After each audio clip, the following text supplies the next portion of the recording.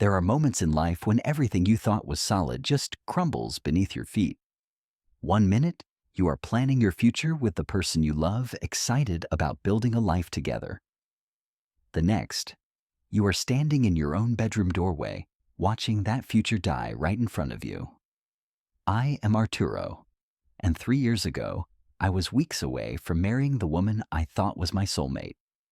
My younger brother Dylan and I had always been close. He was the baby of the family, the one everyone protected and forgave. I trusted both of them completely. I never imagined the two people I loved most in this world would be the ones to destroy me. Before we dive into what happened that night, I want to know where you are watching from. Drop your city or country in the comments below. If this story resonates with you, hit that like button and subscribe to the channel. Trust me, you will want to stay until the end, because what I discovered changed everything I believed about family loyalty and what it really means to forgive. Let me take you back to that evening when my entire world shattered. I was 30 years old working as an architect at a mid-sized firm in Portland, Oregon. Life felt good. Really good. I had just wrapped up a major project designing a community center for a neighborhood on the east side of town. Seeing those blueprints come to life, watching the construction team break ground, it filled me with pride. My career was exactly where I wanted it to be. Then there was Grace. We met 3 years earlier at an art gallery opening through mutual friends. She was standing in front of a massive abstract painting, tilting her head like she was trying to decode some hidden message. When I walked up and made a joke about modern art, she laughed, and that laugh just lit up the whole room. Grace taught second grade at an elementary school downtown. She had this gentle way about her, patient and thoughtful. Kids adored her. I adored her. We got engaged after 2 years of dating. I proposed on a beach in Cannon Beach during sunset, the kind of moment you see in movies. She said yes before I even finished asking. We started planning the wedding immediately. Grace wanted something rustic and intimate, so we booked this beautiful barn venue about 40 minutes outside the city. We chose October for the ceremony, when the leaves would be golden and the air crisp. She spent hours creating Pinterest boards, picking out mason jar centerpieces and string lights. I just wanted to see her happy. Most evenings, Grace would cook dinner while I worked late. I would come home to the smell of garlic and herbs, her humming along to some playlist in the kitchen. We talked about having 2 kids someday, maybe a dog. Simple dreams, but they felt perfect. My brother Dylan was 27, 3 years younger than me. He worked in marketing, though his job situation had never been stable. He bounced between agencies, always chasing the next opportunity that never quite panned out. Last year, when he got laid off, I helped him out financially, covering his rent for a few months until he landed something new. That is what brothers do. Right? You show up for each other. Growing up, I always looked out for Dylan. When he got picked on in middle school, I stepped in. When he struggled with math homework, I tutored him. Our parents, Robert and Linda, lived about 10 miles away in the suburbs. Every Sunday, we would gather at their place for dinner. Mom would make pot roast, and Dad would complain about his golf game. It was routine, comfortable, the kind of family closeness I always appreciated. But about 2 months before the wedding, things started feeling off. Grace became distant. She would check her phone, constantly angling the screen away whenever I walked by. One evening, she mentioned grabbing coffee with a friend from work, but later that week, I drove past a bar across town and saw her car parked outside. When I asked her about it, she got defensive, said she changed plans last minute and forgot to text me. Dylan started showing up at our apartment more often, usually when I was at work. He claimed he was helping Grace with wedding preparations, picking out decorations, or organizing seating charts.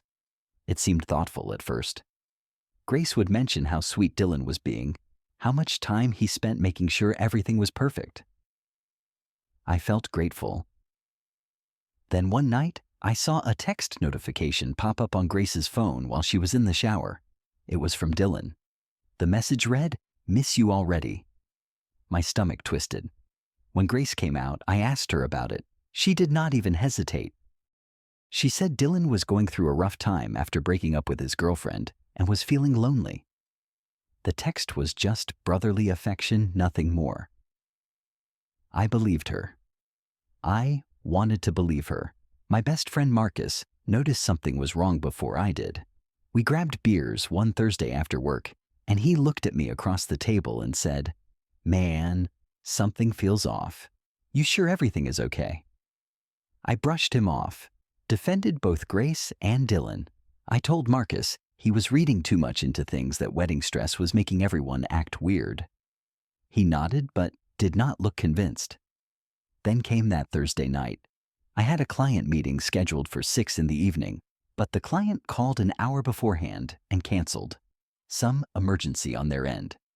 Instead of staying late at the office, I decided to head home early. It was around 7 when I pulled into the parking lot of our apartment building. The sky had already darkened, streetlights flickering on one by one. Dylan's car was parked right out front. I remember seeing it and thinking he must be helping Grace choose flowers. They had talked about finalizing the bouquet arrangements that morning. I grabbed my messenger bag from the passenger seat and headed upstairs to our third-floor unit. The front door was unlocked. I pushed it open and stepped inside. The living room was quiet, but I could see lights spilling out from under the bedroom door. I assumed they were looking at wedding samples or something. I walked down the hallway, my footsteps muffled by the carpet.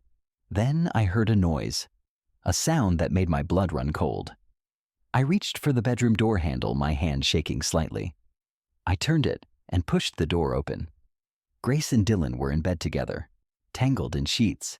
In my bed. In the bed I shared with my fiancé? Time stopped. My brain could not process what my eyes were seeing. It felt like the floor was collapsing beneath me, like I was falling through space with nothing to grab onto. They both froze. Grace gasped, pulling the blanket up to cover herself. Dylan sat up, his face drained of color. For a few seconds, nobody spoke. The silence was deafening. Finally, Grace choked out, "Arturo, wait, I can explain." I just stood there. I could not move, could not speak. My legs felt like concrete. Dylan scrambled to pull the sheet around his waist. Grace started crying, these big panicked sobs that filled the room. But I still could not say anything. My mind was screaming, but no words came out. Then somehow I managed to ask the only question that mattered. "How long?" Grace's face crumpled. She opened her mouth, closed it, then whispered, 3 months, 3 months, 3 entire months. While I was working late on project deadlines, while I was picking out wedding invitations, while I was excitedly telling my coworkers about our honeymoon plans. For 3 months, the two people I trusted most in the world had been lying to my face. Dylan finally spoke. "Bro, it just happened. We did not mean for this." His voice sounded small, pathetic. Something inside me snapped. I turned and walked out of the bedroom. I heard Dylan scrambling behind me, heard him calling my name. He grabbed my arm as I reached the living room. "Arturo, please let me explain." I yanked my arm away so hard he stumbled backward. "Do not touch me." Grace ran out seconds later, throwing on a robe. Her eyes were red and swollen.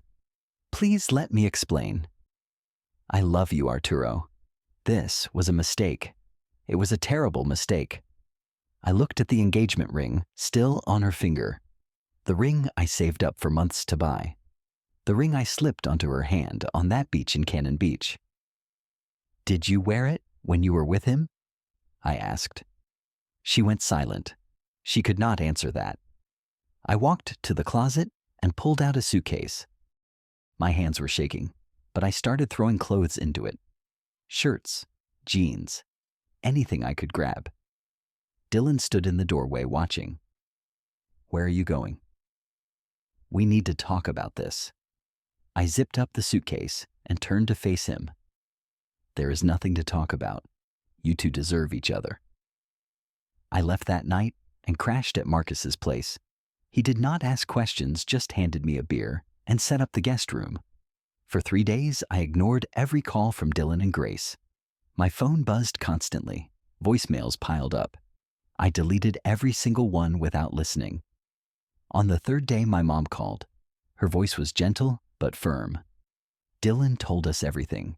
We need to talk as a family. I drove to my parents' house that evening, dreading every second. When I walked in, everyone was already there. Mom, Dad, Dylan, even Grace. They were sitting around the dining table like this was some kind of intervention. My mom reached across and took my hand. I know you are hurt, but Dylan and Grace made a mistake. They are sorry. My dad nodded. Your brother needs you now more than ever. I pulled my hand back. What about what I need? What about what they did to me? That is when my mom dropped the bomb. Grace is pregnant, Arturo. The words hit me like a freight train. I could not breathe. Everything around me started spinning. I looked at Grace, then at Dylan, then back at my mom. Is it mine or his? The silence that followed was unbearable. Nobody wanted to answer. Then Dylan spoke up from across the table. It is mine. We found out last week. Grace stood behind him, her hand resting on his shoulder. Her eyes were puffy, her face pale. She looked broken, but I did not care anymore. My mom continued, her voice pleading. This baby needs a family. We need to come together. My dad leaned forward. You need to forgive them, son, for the baby's sake. I could not believe what I was hearing. My own parents were asking me to swallow my pain, to bury my anger, to pretend like everything was fine. Not because they cared about how I felt, but because it was convenient for everyone else. Dylan is still your brother, my mom said softly.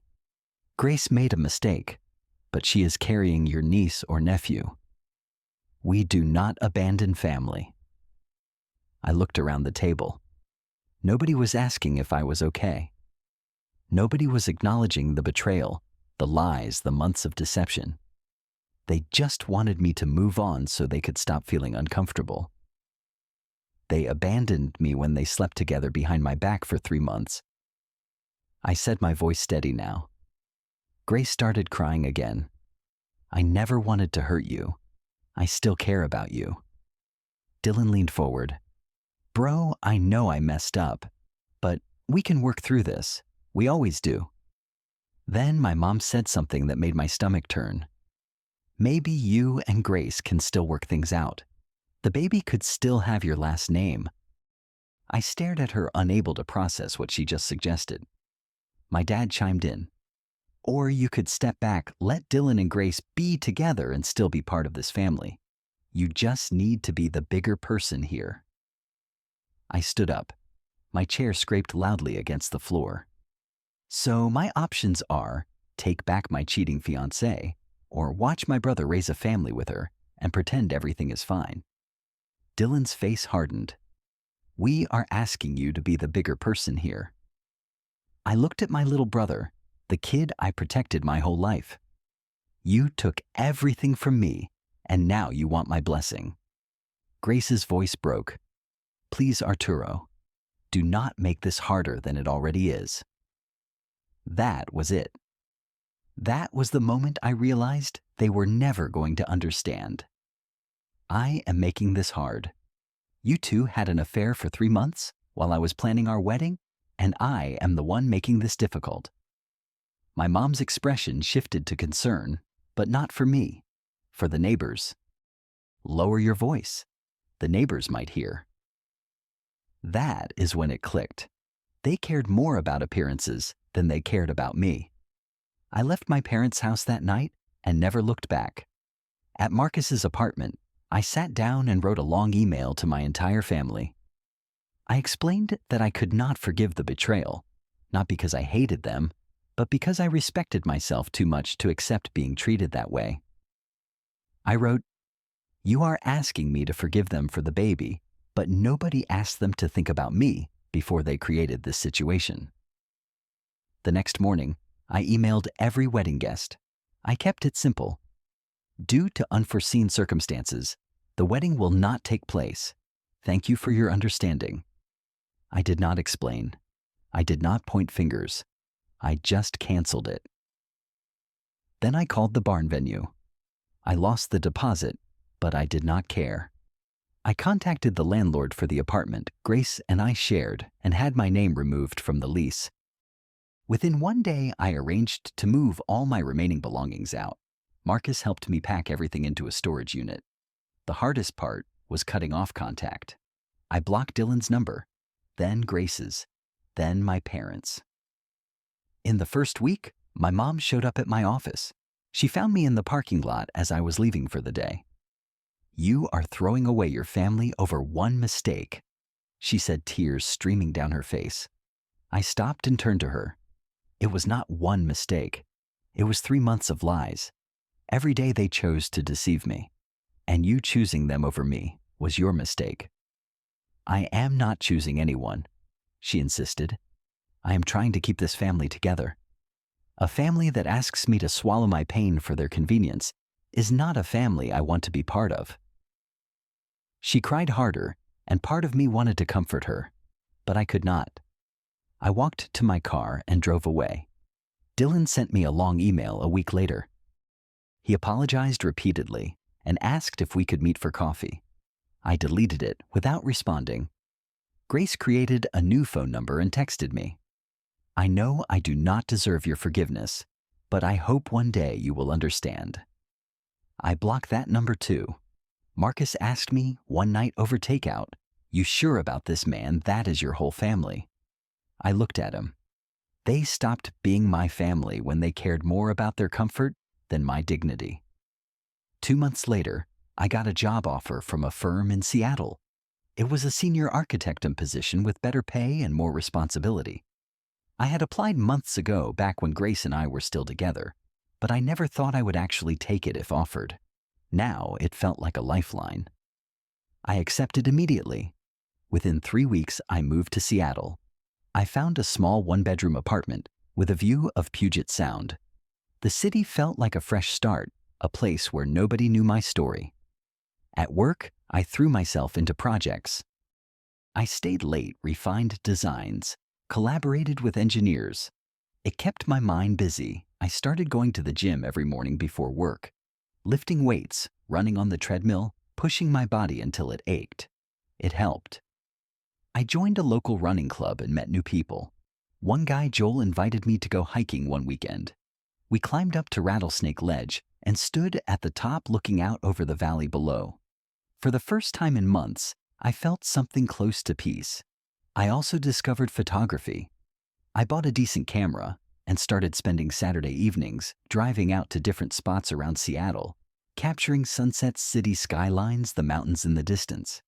It became meditative, a way to process everything without words. Marcus flew up to visit about 4 months after I moved.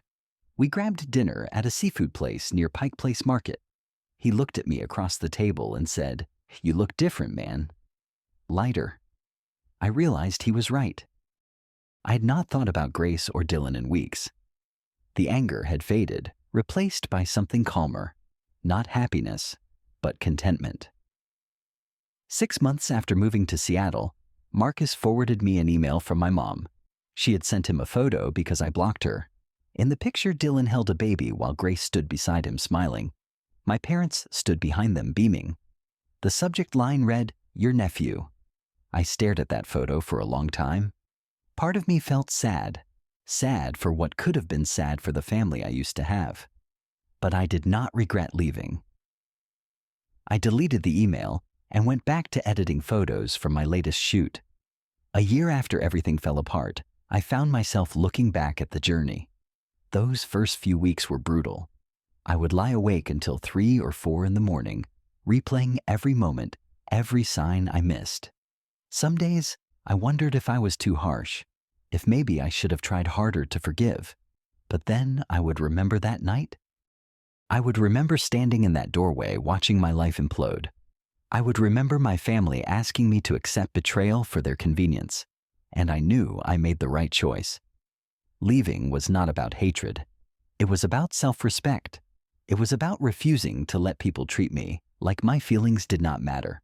I learned to take care of myself in ways I never had before, I cooked my own meals, kept my apartment clean, found joy in small things, like a good book or a quiet morning with coffee.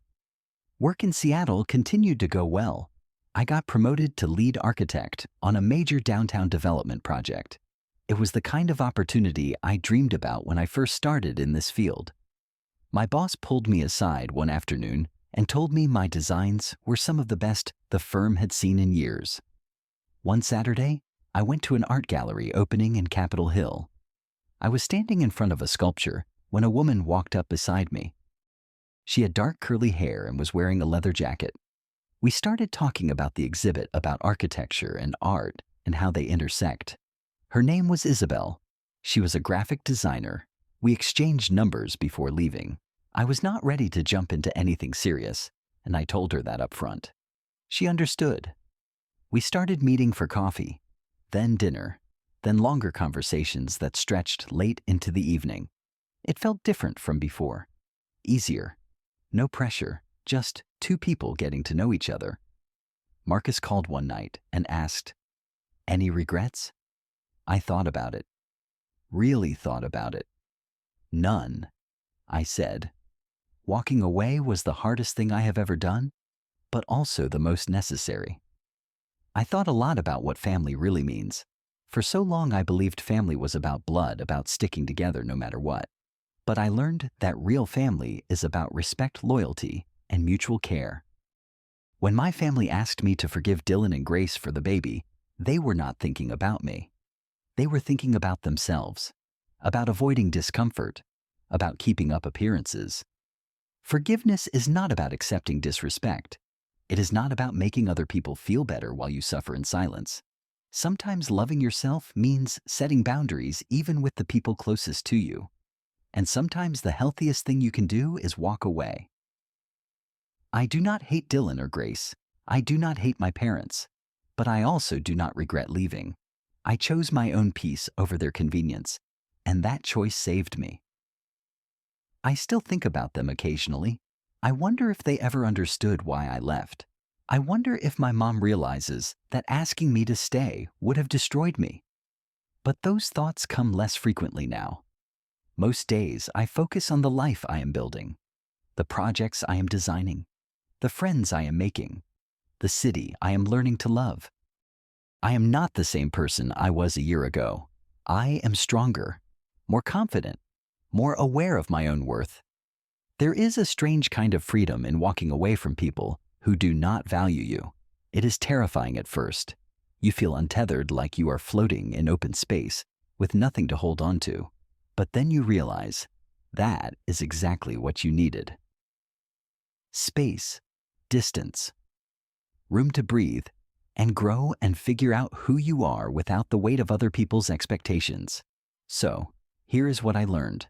Some people will tell you that forgiveness is a gift you give yourself. And maybe that is true. But sometimes the greatest gift is knowing when to walk away. Because freedom is not about holding on to people who hurt you. It is about choosing yourself when no one else will. And that choice, that single decision, to value my own dignity over everyone else's comfort, that is what saved my life. Now I want to hear from you. Have you ever had to walk away from family because they did not respect your pain? How did you handle it? Drop your thoughts in the comments below. If this story hit home for you, smash that like button, subscribe to the channel, and share this with someone who might need to hear it. Thank you for listening to my story. I hope it reminds you that you deserve respect even from the people who are supposed to love you most. Take care of yourself out there, and remember, sometimes the bravest thing you can do is choose you.